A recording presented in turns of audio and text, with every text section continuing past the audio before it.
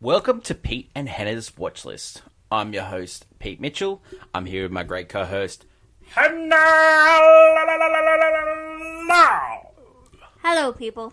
Hannah, we're here today for What's Next, the show where we help you figure out what to watch next. On today's show, The Fall Guy Woo! and Rebel Moon Part 2, Scargiver. Ah. But before we begin, let us tell the listeners and the viewers what they should do. Pretty please leave a like and subscribe to the channel. Subscribe! Leave a comment down below any of your feedback and what kind of movies you're watching this week. Comment below your feedback. Hit the notification button and you'll get great content like this one, including we interrupt regular programming where I recap Shogun, the end episode. It was really good. I really enjoyed that. The Sympathizer, which I'm continuing to enjoy. Robert Downey playing 4 characters around a table. Funny stuff. And Sugar. Just Yes. a big Colin Farrell fan, you know. Let's get on today's show.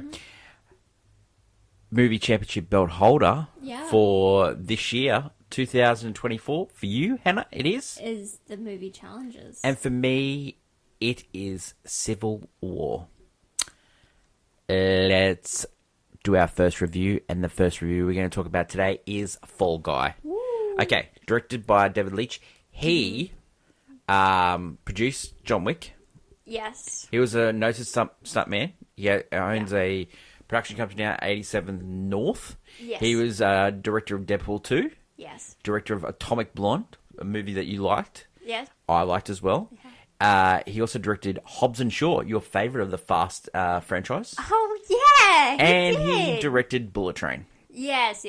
Written by Drew Pearce. Drew Pearce wrote Iron Man 3. Oh, He also did the story for absolutely love. Mission Impossible Rogue Nation. Oh, really? Yeah, he did. Wow. Starring Ryan Gosling and Emily Blunt. Also Henry Waddington. Who else was in this movie? Teresa Palmer.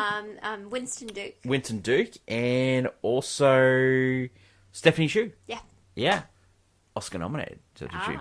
The elevator pitch. Okay, so this movie is based on a 80s television show called The Fall Guy, starring the great Lee Majors, $6 Million Man. It was about a stunt guy that was a bail bondsman in his spare time. Yeah. So this movie starts with a Ryan Gosling and Emily Blunt's character. You got what is Emily Blunt's name in this movie? It's called she's Jodie Marino. Yeah. Yes, Love it. Rita's long lost daughter, We love the and Marinos. Colt Seavers. Now, Colt Seavers and Judy Moreno are having a relationship on set. She's a camera woman, he's a stuntman. Yeah, she's a and camera then operator. until an accident happens, and he's out. Yeah.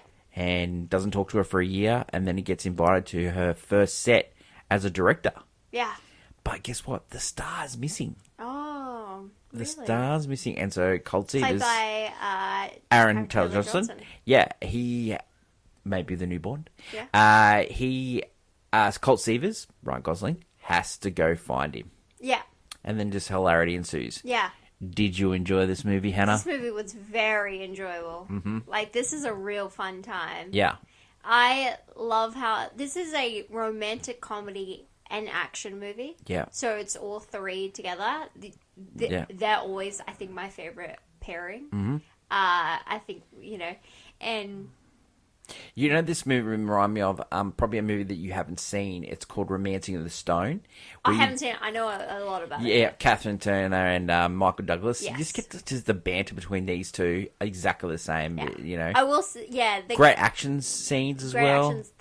This very hot, like, this movie hinges on Gosling and Blunt being like a real good twosome together. Yeah. And they work.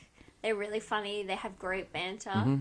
And I think it also works. They have a similar, like, sense of humor in a way. They have this dry sense. Mm-hmm. And so it works them Yeah. playing off together. If the relationship between them two is not believable and you don't want them to get together, this movie doesn't work. No. Because it's such a simple story.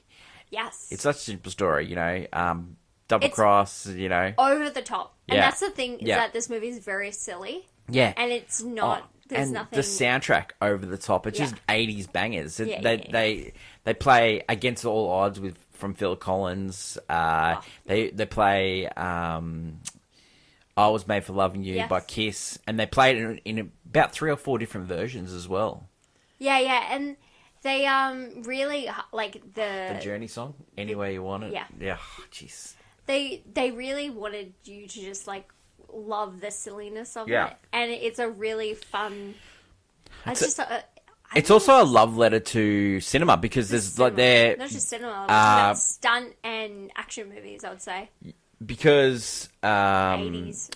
Winston Duke's character, he's like the head stunt guy, and he's like sort of talking Colt into doing things, and he's Yeah. quoting him Rocky movies, Fast and the Furious Yeah, movies. they're quoting movies. They're talking about different things they've done on different sets. A couple of good things like they show clips from Universal action movies, like Atomic Blonde's one of them. Yeah, Fast and Furious. It was Hobbs and Shaw. And I was thinking, yeah. when you go, But there was through also these Fast Five as well because Yeah. Paul Walker jumps off the car. And this movie has a lot of incredible like stunt and action Yeah. pieces. And what's really cool is that when you get to the end credits of this film, is that they show you the behind the scenes of how they were actually able to do it. And I think throughout the movie, they actually don't show. They're not afraid to shy away from when Ryan Gosling's not the actual stunt performer. They actually show the face of the stunt performer. You can start to Yeah. notice, and it in a weird way, it's like that's like in like an '80s movie that would have been Yeah. that would have flown because Yeah. we don't digitally Yeah. nowadays. They make a lot of jokes, especially in this movie, about digitally animating people on different faces now. Yeah. And so it's really interesting to see in this movie that it's about the action, no matter how sometimes things get out of the way. So Did anything not work for you?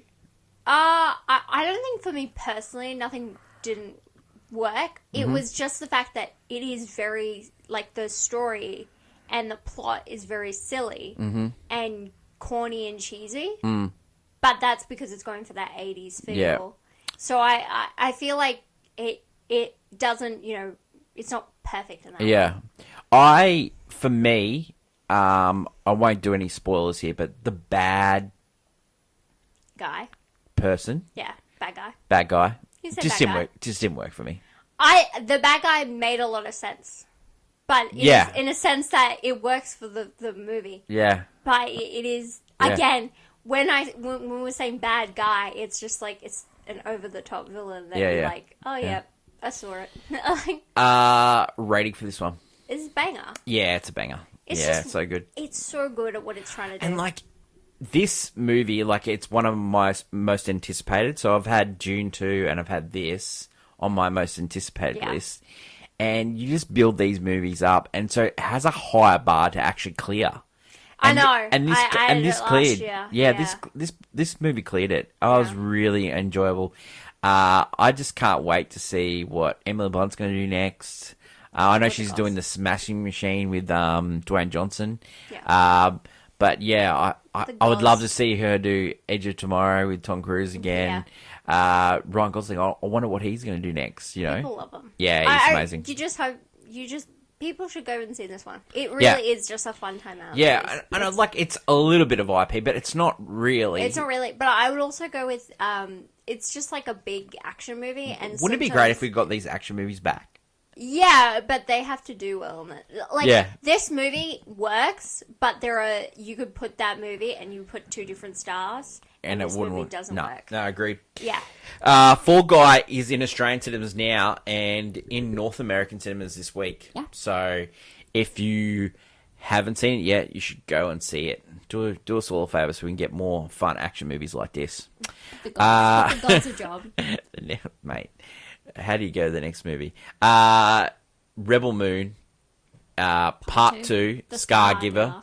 Scargiver. It's currently on Netflix now. Written, directed, produced by Zack Snyder, also with his wife Deborah. He wrote it with some other guys, you know. We pick up after the last one where After the rebels had defeated what's his name? Yeah, The guy that played Francis in Deadpool. After they had defeated him, which, by the way, at the end of the movie, you find out he's not dead. Yeah. They've gone back to the village. His name is Atticus Noble. Okay.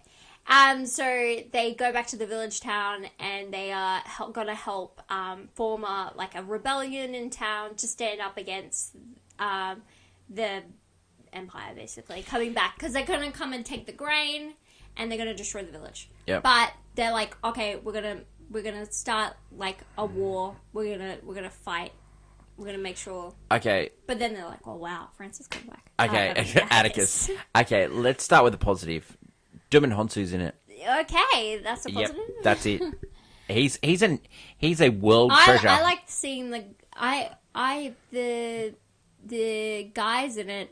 I like seeing them because it's just funny that they were both in Game of Thrones and they played the exact same character. Oh, you mean and one of them replaced Mikhail Huntsman playing Gunner? Yeah, the Gunner guy. Gunner, and he was the worst. And you know what the worst part is? He was technically an improvement. When I watched Game of Thrones, I thought he was worse. Yeah. I remember watching him and being like, why did they replace him? This guy's worse. Yeah. There's just bits of this movie, right? You're sitting there and they're just talking out of nowhere, and then nothing happens, and then the battle happens, and then all these cool trenches, and you don't see those getting built. Like, the best thing about war movies, you see the plan coming together. Yeah, the plan. They don't really map this one out. And what about like in one scene she's got a different haircut, and then the next scene she's got a completely different haircut. That's because it's part of the plan that they didn't really go over. Wow. I will say, so this movie. Do you think is this director's cut? Is ready for a director's cut? I don't want more of it. This is 2.5 hours long, and it's still too long. Yeah. This movie really struggles with the fact that. Oh, and it leaves with a cliffhanger too. Yes, because he wants a regular part 3. It was like a 3-part plan. Right. If not, he wanted 5. Oh. Anyway, so what Snyder does with the first movie is set it up kind of like an average sci-fi movie with potential in a weird way. It's not, but it is. Anyway, this second movie is like, I've got to explain where each person has come from. So they do this weird thing where they all sit at a table and they go through their backstories one by one. Oh my God. Not even a joke. And Damon Hansu sits there crying. Because one of them has one single tear. Like, yeah, and it was like different things. Like people had left, their kingdom. One of them had lost a son. Like, it was just all this like obvious like origin tropes. And the thing is, no movie, you never have to go into a person's backstory. Except the main character. And the main character refused to do it at table time. Yeah. And then Hansu at the, it's so... Like, normally directors try to hide that suppositions stuff, but he just said, let's talk about our past. Like, he just straight away just says it, you know? It was so blunt. And then there was also just ways of trying to explain why these people are together and who they are. There's a bit where in the village they give each of them a flag to represent them, each person. And it's basically a moment where you go, I don't remember this person being in this group. I don't know who that is. Yeah. And then other times you're like, I remember they had something to do with this, but Nope. So this whole movie is harking on the idea of like waiting for this war to come. This war comes, and you're just thinking the entire time, where is this person at? Yeah. Why is this person? And they come like different parts of the Yeah. battlefield and do nothing. Yeah. They barely. Yeah, all these people are dying, and then these people come out and got cool weapons. There's a robot that's played by Anthony Hopkins. Sir Anthony Hopkins. We have freaking Hannibal Lecter. Odin basically, going like, I'm not going to fight. This robot who could totally fight. And then he comes in the last, 5 minutes of the fight, and it's just like, I'll destroy this tank. And then he destroys the tank. Like, it's all these just, really bad. There are three people, one of them being Zack Snyder, who wrote the screenplay for this. And I don't know if it's too many chefs in the kitchen, or the fact that there is not enough of them. Maybe they need adult supervision. Yeah, to make a coherent Yeah. movie and plot. Okay. You could say this movie has bones, but those bones are so weak and brittle. I think we talked about this movie for way too long. Should It's a people bad movie. should people Don't watch watch this? it. Don't watch Yeah, it. don't watch it. Just skip it. Skip Rating. it. Skip. I don't know. What's one? I fell asleep. I wish I did. I was You're playing on your phone. yeah, and I was still more coherent in the Yeah. plot. I go. I fell asleep. In the Just Fine Award, so our worst movie of the year, do you think this is the leader in the clubhouse? Sure. I think it Yeah. is. I think it is. Yeah. I struggled. I tried watching this movie 3 or 4 times before I got through it.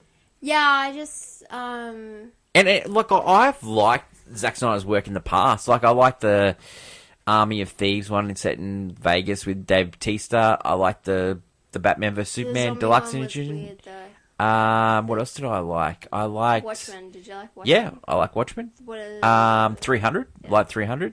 I wasn't Can a I huge just say fan of you- Sucker Punch. You said most of them were the ones based off just graphic novels. Yeah, like yeah. you just ripped off. Like the Justice League Snyder's cut, like it was 4 hours. Like it was a bit pretentious, but like I enjoyed the it. Justice League cut. Yeah, it's Yes. Snyder cut. Yeah. Yeah, that's pretentious, but Yeah. it's him. Yeah. Well. That was more coherent. I'm probably looking forward to seeing what Ryan Gosling's doing more than Zack Snyder. Yeah, I Yeah. don't know what. Sometimes you like, why did the studio give him that much money to make Yeah, a I movie? know. He must be a good talker. That is it. Yeah, That is it. Fall Guy, awesome.